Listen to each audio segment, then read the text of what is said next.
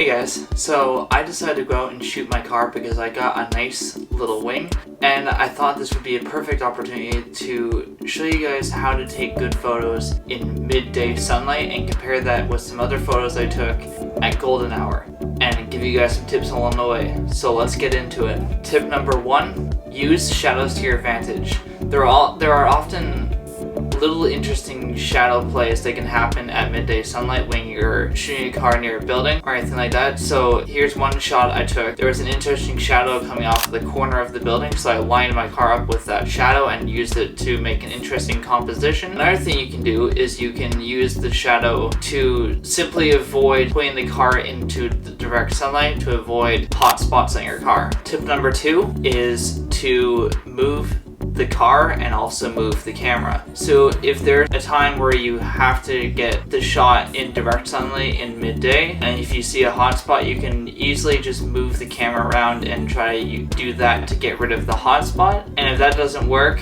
move to a new composition, move the car around, try anything to get rid of hot spots. Typically moving the camera just slightly will get rid of hot spots. I managed to do that in this shoot here. I think there are a couple of shots I got with the hot spot and I just moved the camera slightly, and sometimes I had to move it a lot to a different angle to get rid of the hot spot. Tip number 3, use clouds. So if there are clouds out when you are shooting a midday shoot, try to wait for the clouds to cover the sun because it acts like a big softbox and it will spread the sunlight and will make a nice even light over the car. So if there are clouds, maybe wait till the cloud goes over the sun if you can. So now we're gonna go into sunset shoots. Try to shoot away from the sun, so don't shoot into the sun. As pretty as those shots do look, it does create some flares, and I find that sometimes those flares create this green haze and other color fringing in the photograph